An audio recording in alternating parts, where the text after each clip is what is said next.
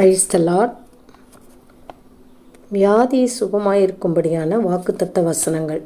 இன்றைய நாளில் வாழ்வு தரும் வார்த்தை என்ற பதிவில் வியாதிகள் சுகமாகும்படியான வாக்குத்தத்த வசனங்களை, ஆசீர்வாதமான வசனங்களை பற்றி பார்ப்போம். கிறிஸ்துவுக்குள் அன்பான தேவ ஜனமே, இயேசு கிறிஸ்துவின் நாமத்தில் உங்களை வாழ்த்துகிறேன். இன்றைய காலகட்டத்தில் உலகத்தில் கொள்ளை நோய், வியாதி, துன்பம், பலவீனம், கஷ்டம், எப்படிப்பட்ட நேரத்தில் சுகவீனங்கள் நம்மை நெருக்கி ஏவுகிறது. சாத்தானின் கிரியைகளை முறிக்கும்படிக்கும் சாத்தானை மடங்கடிக்க பண்ணுகிற வல்லமையான வாக்குத்தத்தங்கள் நமக்கு வேதத்தில் கொடுக்கப்பட்டிருக்கிறது. இந்த வல்லமையான வாக்குத்தத்தங்களை சொல்லி ஜெபிக்கும்போது அந்த வசனம் நமக்கு சுகத்தை கொண்டு வருகிறது, நம்மை குணமாக்குகிற வசனமாய் இருக்கிறது.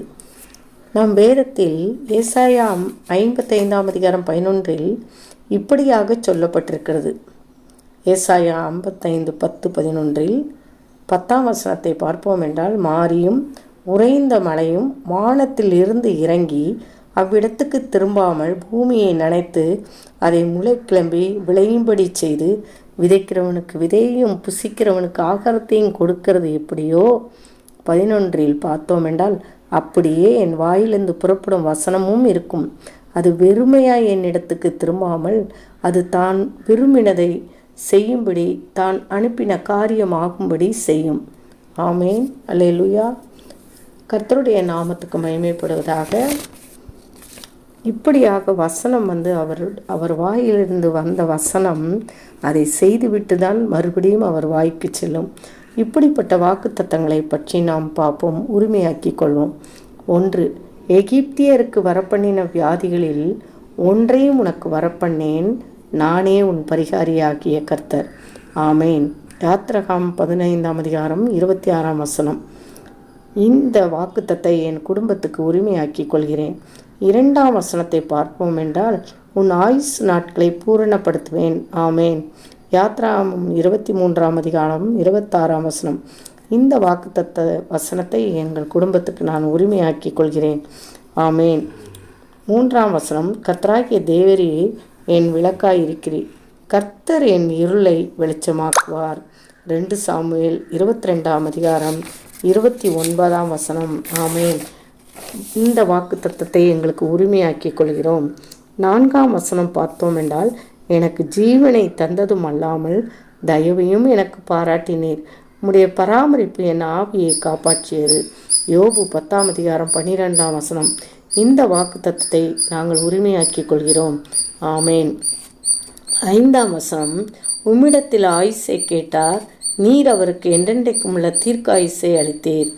ஆமேன். சங்கீதம் 21:4 வசனம். இந்த வாக்குத்தத்தங்களை எங்கள் வாழ்க்கையில் உரிமையாக்கி கொள்கிறோம். 6ஆம் வசனம், சமாதானத்தோடே படுத்துக்கொண்டு நித்திரை செய்வேன், கர்த்தாவே நீர் ஒருவரே என்னை சுகமாய் தங்க பண்ணுகிறீர். சங்கீதம் 4:8 வசனம். ஆமேன். இந்த வாக்குத்தத்தத்தை எங்களுக்கு உரிமையாக்கி கொள்கிறோம். 7ஆம் வசனம், கர்த்தர் தமது ஜனத்துக்கு பலன் கொடுப்பார், கர்த்தர் தமது ஜனத்துக்கு சமாதானத்தை அருளி அவர்களை ஆசீர்வதிப்பார். ஆமேன். சங்கீதம் 29:10. இந்த வாக்குத்தத்தத்தை நாங்கள் உரிமையாக்கி கொள்கிறோம். 8ஆம் வசனம், என் தேவனாகிய கர்த்தாவே உம்மை நோக்கி கூப்பிட்டேன், என்னை நீர் குணமாக்கினீர். ஆமேன். சங்கீதம் 30:2 வசனம். இந்த வாக்குத்தத்தத்தை நாங்கள் உரிமையாக்கி கொள்கிறோம். 9ஆம் வசனம், அவனுடைய எலும்புகளெல்லாம் காப்பாற்றுகிறார், அவைகளில் ஒன்று முறிக்கப்படுவதில்லை. சங்கீதம் 34:20 வசனம். ஆமேன். இந்த வாக்கு தத்தத்தை எங்கள் வாழ்க்கையில் உரிமையாக்கி கொள்கிறோம். 10ஆம் வசனம், படுக்கையின் மேல் வியாதியாய் கிடக்கிற அவனை கர்த்தர் தாங்குவார், அவனுடைய வியாதியிலே அவன் படுக்கை முழுவதையும் மாற்றி போடுகிறீர். ஆமேன். ஆமேன். சங்கீதம் 41:3 வசனம். இந்த வசனங்களை எங்கள் வாழ்க்கையில் நாங்கள் உரிமையாக்கி கொள்கிறோம். சரீர பாடுகளிலிருந்தும் வியாதிகளிலிருந்தும் கர்த்தர் சுகமாக்குறதுக்காய் நன்றி செலுத்துவோம். ஆமேன். ஆமேன். ஆமேன்.